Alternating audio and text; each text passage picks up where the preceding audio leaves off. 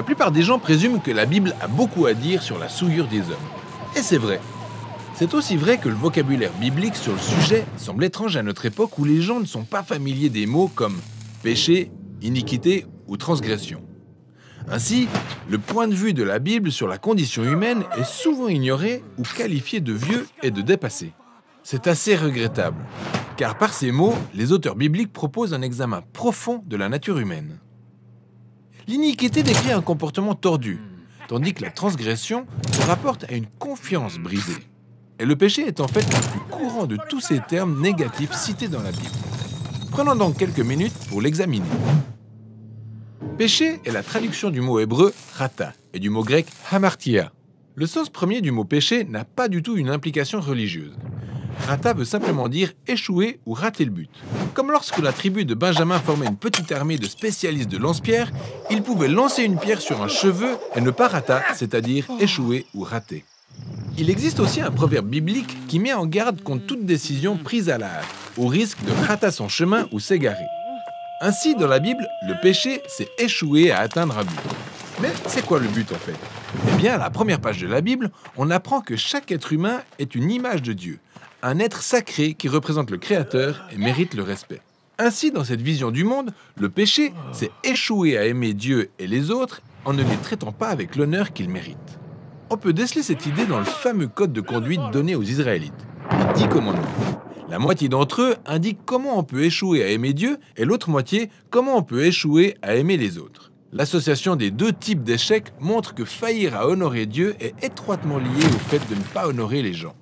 C'est pourquoi, dans la Bible, pécher contre les hommes est synonyme de péché contre Dieu. C'est comme lorsque Joseph refuse de coucher avec la femme de Potiphar. Il dit « Alors, comment est-ce que je peux pécher contre Dieu ?» Pour Joseph, échouer à honorer un homme fait à l'image de Dieu, c'est échouer à aimer Dieu. Par conséquent, pécher, c'est échouer à être un humain au sens véritable du terme. Mais ce n'est pas tout.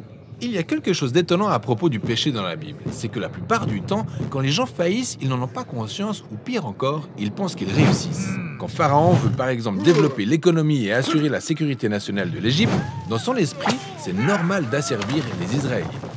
Il pense que c'est bon, mais ignore totalement que c'est un échec cuisant. C'est arrivé aussi quand Saül poursuivait David dans le désert pour le tuer. Il pensait rendre justice jusqu'au jour où il réalise que c'est lui le corrompu et déclare « J'ai péché, j'ai commis une grande erreur ». Ainsi, pécher va au-delà de faire quelque chose de mal. Ça montre bien comment le péché altère notre jugement en nous berçant d'illusions au point de redéfinir nos mauvaises décisions comme étant les bonnes. Pourquoi donc les hommes ont-ils autant de mal à distinguer l'échec du succès d'un point de vue moral? Eh bien, la première mention du mot péché dans la Bible en offre un aperçu avec les deux frères, Caïn et Abel. Leurs parents venaient de céder à cette tentation bestiale de redéfinir le bien et le mal à leur manière. Et là, c'est au tour de Caïn de faire face à un choix similaire. Il est jaloux et irrité parce que Dieu avait préféré son frère à lui. Alors, Dieu l'avertit en disant « Si tu n'agis pas bien, le rata est tapis à ta porte et ses désirs se portent vers toi. Mais toi, domine sur lui. » Ainsi, dans ces histoires, le péché ou l'échec moral est décrit comme une bête sauvage et affamée qui veut dévorer les hommes. Et on connaît tous la fin de l'histoire.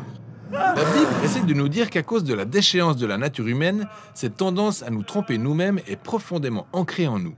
Elle est enracinée dans nos désirs et pulsions égoïstes, qui nous obligent à agir dans notre propre intérêt au détriment des autres. Et cela conduit à cette spirale de dommages relationnels. C'est pourquoi, dans le Nouveau Testament, l'apôtre Paul décrit l'amartia comme un pouvoir ou une force qui contrôle les hommes. Selon ces termes, nous sommes esclaves du péché. Il déclare même « Je suis vendu au péché. Ce que je veux, je ne le pratique pas. Mais ce que je fais, c'est ce que je déteste. » Ainsi, le concept de péché permet aux auteurs bibliques de proposer une description pertinente de la condition humaine. L'échec des hommes à aimer pleinement Dieu et les autres provient de leur incapacité à distinguer leur réussite de leur défaillance. Et c'est cette profonde tendance égoïste qui motive en grande partie notre comportement. C'est une image peu reluisante de nous-mêmes, mais elle est honnête et réaliste. Raison pour laquelle, dans la Bible, l'histoire de Jésus représente une si bonne nouvelle. Il est dépeint comme le Créateur devenu pleinement homme et qui n'a pas échoué à aimer Dieu et les autres. Autrement dit, il n'a pas péché.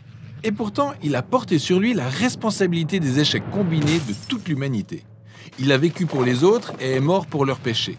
Il est aussi ressuscité pour leur faire don de sa vie qui couvre leurs échecs. où selon les termes des apôtres, il n'a pas commis de péché, dans son propre corps, il a porté nos péchés sur la croix, afin que nous mourions au péché et que nous vivions d'une vie juste. Et c'est ça l'histoire autour du mot biblique « péché ».